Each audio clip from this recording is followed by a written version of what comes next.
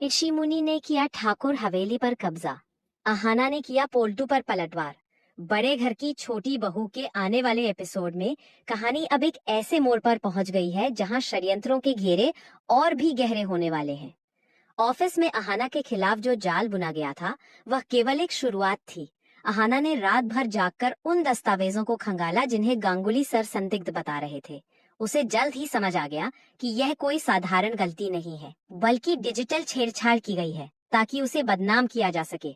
जब अहाना ने लैपटॉप की हिस्ट्री और लॉग्स चेक किए तो उसे एक ऐसा सुराग मिला जो सीधा उसके घर की ओर इशारा कर रहा था। उस कंप्यूटर को एक्सेस करने वाले आईपी एड्रेस का तार पोल्टू के किसी करीबी दोस्त से जुड़ा हुआ था। अहाना के चेहरे पर कठोरता आ गई। उसे यकीन हो गया कि पोल्टू ने तलाक के साथ साथ अब उसकी नौकरी और करियर पर भी वार करना शुरू कर दिया है। अगले दिन ई सुबह चट्टोपाध्याय निवास में एक भारी सन्नाटे के साथ हुई। दुर्गा देवी घर के आंगन में तुलसी के पास खड़ी थी। उनकी आंखों में रात भर की थकान थी, लेकिन इरादे अभी भी फौलादी थे। तभी घर के बाहर फिर से शोर सुनाई दिया। पिशी मुनि, पोल्टू और उसकी नई दुल्हन, जिसका नाम पुजारन है, एक वकील के साथ वापस आ गए थे। पिशी मुनि के चेहरे पर एक कुटिल मुस्कान थी। उसने चिल्लाकर कहा कि बड़ी भाभी, आप हमें घर से निकाल नहीं सकती। ये कानूनी रूप से पोल्टू का भी घर है और हमारे पास कोर्ट का स्टे ऑर्डर है कि हम इस घर के एक हिस्से में रह सकते हैं। वकील ने जैसे ही कागजात दिखाए, दुर्गा देवी का खून खौल उठा। उन्हें समझ आ गया कि पिशीमुनि ने रातों रात कोई बड़ी चाल चली है। घर के अंदर का बंटवारा अनिवार्य हो गया। पिशीमुनि ने जिद करके घर के दाहिने हिस्से पर कब्जा कर लिया और जानबूझकर रसोई का वह हिस्सा चुना जहां पारो अपनी मूर्तियों का काम करती थी। पुजारन, जो पहली नजर में भोली लग रही थी, उसने अपना असली रंग दिखाना शुरू कर दिया। उसने आते ही पारो की बनाई हुई मिट्टी की अधूरी मूर्तियों को कचरा समझकर बाहर फेंकना शुरू कर दिया। जब पारो ने उसे रोकने की कोशिश की तो पुजारन ने बड़े अहंकार से कहा कि अब इस घर की नई बहू मैं हूँ और यहाँ वही रहेगा जो मुझे पसंद है। तुम्हारा ये मिट्टी का धंधा इस घर की शोभा नहीं बढ़ाता। पारो की आंखों में आंसू आ गए, लेकिन तभी अहाना ऑफिस से वापस लौटी और पुजारन का हाथ बीच में ही पकड़ लिया। अहाना ने गरजते हुए कहा कि खबरदार जो दीदी की मेहनत को छुआ। तुम इस घर में कानूनी कागज की बदौलत आई हो, हक की बदौलत नहीं। याद रखना, जिस दिन तुम्हारी असलियत सामने आएगी उस दिन यही कागज तुम्हें बचाने नहीं आएंगे। पिशीमुनि ने अहाना को चुप कराने की कोशिश की और कहा कि तू अपनी नौकरी की चिंता कर अहाना। सुना है ऑफिस में तेरे नाम के चर्चे बहुत खराब चल रहे हैं।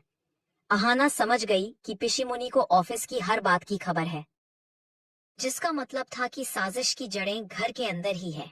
अहाना ने बिना डरे जवाब दिया कि मेरी नौकरी की फिक्र मत कीजिए पिशीमुनि, मैंने सच खोज लिया है और बहुत जल्द वह सबके सामने होगा। उसी शाम अर्जुन अहाना के पास आया। वह अहाना की हालत देखकर बहुत परेशान था।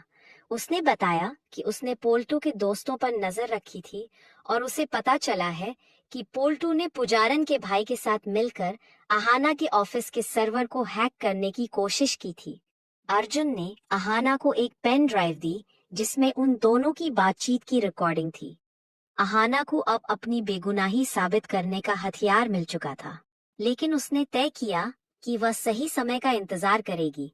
वह चाहती थी कि पोल्टू और पिशीमुनि खुद अपने जाल में फंसे। इधर पारो ने अपनी हार मानने के बजाय एक नया रास्ता चुना। दुर्गा देवी ने उसे हिम्मत दी और घर के पिछवाड़े का एक छोटा सा कमरा उसके काम के लिए खाली करवा दिया। पारो ने अपनी बेटी को साथ लेकर फिर से मिट्टी को आकार देना शुरू किया।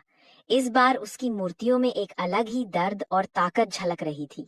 मोहल्ले की अन्य महिलाएं जो पहले पारो को हिकारत से देखती थीं, वे अब उसके संघर्ष को देखकर उसके साथ जुड़ने लगी। पारो ने तय किया कि वह दुर्गा पूजा के लिए इस बार सबसे बड़ी और सबसे सुंदर प्रतिमा बनाएगी और इसके जरिए अपनी पहचान वापस पाएगी। कहानी में एक नया मोड़ तब आता है जब पुजारन का पिछला राज सामने आने लगता है। अहाना को पता चलता है कि पुजारन की यह पहली शादी नहीं है और वह केवल पोल्टू की संपत्ति के लिए इस घर में आई है। पुजारन और पिशीमुनि के बीच भी अनबन शुरू हो जाती है क्योंकि पुजारन पिशीमुनि की गुलामी करने के मूड में बिल्कुल नहीं थी। वह घर में अपनी हुकूमत चलाना चाहती थी और उसने पिशीमुनी को ही घर के काम करने के लिए मजबूर करना शुरू कर दिया। पिशीमुनी को अब एहसास होने लगा कि पारो कितनी सहनशील थी, लेकिन उसका अहंकार उसे यह सच स्वीकार करने नहीं दे रहा था।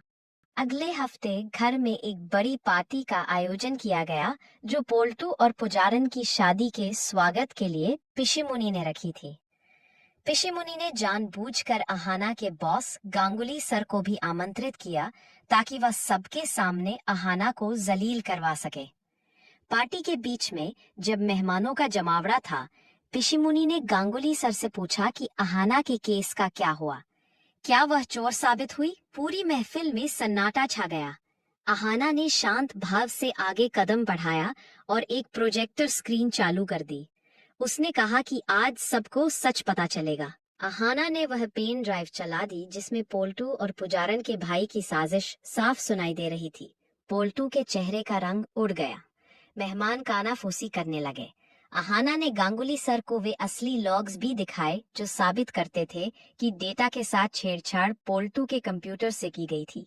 गांगुली सर ने सबके सामने अहाना से माफी मांगी और पोल्टू को पुलिस की धमकी दी, लेकिन अहाना ने कहा कि नहीं सर, इसे पुलिस के हवाले करना बहुत छोटी सजा होगी। इसकी सबसे बड़ी सजा यह है कि ये अपनी नजरों में गिर जाए। उसी वक्त पारो भी अपनी तैयार की हुई देवी दुर्गा की एक छोटी लेकिन भव्य प्रतिमा लेकर वहां पहुंची।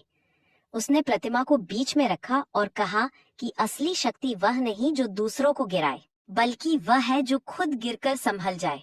पारो की कला देखकर वहां आए एक बहुत बड़े उद्योगपति दंग रह गए और उन्होंने पारो को अंतर्राष्ट्रीय कला प्रदर्शनी के लिए आमंत्रित किया। यह पारो की जीत की पहली सीढ़ी थी। पिशीमुनी और पोल्टू अब घर के उस कोने में सिमट कर रह गए जहां से वे कभी सबको डराते थे। पुजारन ने जब देखा कि पोल्टू की सामाजिक प्रतिष्ठा खत्म हो गई है और अब उसके पास दिखाने के लिए कुछ नहीं बचा, तो उसने अपनी असली चाल चली। उसने पोल्टू को धमकी दी कि वो उसे छोड़कर चली जाएगी और आधा घर अपने नाम करवा लेगी। पोल्टू अब अपनी माँ और अपनी नई पत्नी के बीच पिसने लगा। उसे अब पारो की उस खामोश सेवा की याद आने लगी जिसे उसने कभी महत्व नहीं दिया था, लेकिन अब बहुत देर हो चुकी थी। पारो अब पीछे मुड़कर देखने वालों में से नहीं थी।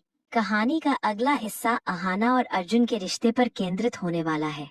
अर्जुन ने जिस तरह अहाना का साथ दिया, उससे अहाना के मन में उसके लिए सम्मान और बढ़ गया है, लेकिन दुर्गा देवी को डर है कि कहीं पिशीमुनी इस रिश्ते को भी निशाना न बनाए। आने वाले एपिसोड्स में दिखाया जाएगा कि कैसे पारो अपनी मूर्तियों के जरिए सफलता के शिखर पर पहुंचती है और कैसे अहाना ऑफिस की राजनीति को पूरी तरह खत्म कर अपनी कंपनी में एक बड़ा पद हासिल करती है। पिशीमुनी अब एक नई और खतरनाक साजिश रच रही है। उसे पता चला है कि दादाजी की एक पुरानी वसीयत है जो पारो के नाम पर कुछ विशेष अधिकार छोड़ गई है। वह उस वसीयत को नष्ट करने की कोशिश करेगी, लेकिन अहाना और अर्जुन उसकी हर चाल पर नजर रखेंगे। इस बीच पुजारन का पूर्व पति भी शहर में कदम रख चुका है, जो कहानी में एक और धमाका करने वाला है। क्या पोल्टू अपनी गलतियों का प्रायश्चित करेगा या फिर नफरत की यह आग पूरे चट्टोपाध्याय परिवार को लील जाएगी? बड़े घर की छोटी बहू अब केवल एक पारिवारिक ड्रामा नहीं, बल्कि न्याय और स्वाभिमान की एक महागाथा बन चुकी है, जहां हर किरदार अपनी अग्नि परीक्षा से गुजर रहा है। दर्शक देखेंगे कि कैसे पारो और अहाना मिलकर इस घर की मर्यादा को फिर से स्थापित करती हैं और पिशीमुनी जैसे किरदारों को उनके कर्मों का फल भुगतना पड़ता है। अगले महा एपिसोड में पारो का हुनर भी फिर से सामने आएगा जब वह मोहल्ले की लड़कियों को आत्मरक्षा के लिए ट्रेनिंग देना शुरू करेगी। यह बदलाव पूरे समाज के लिए एक प्रेरणा बनेगा। कहानी का रोमांच हर पल बढ़ता जाएगा और जीत अंततः उसी की होगी जिसके पास सत्य और धैर्य का साथ है।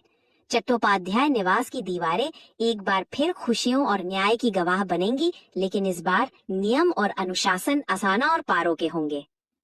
आज के एपिसोड में बस इतना ही। कमेंट में बताइए ये स्टोरी कैसा लगा।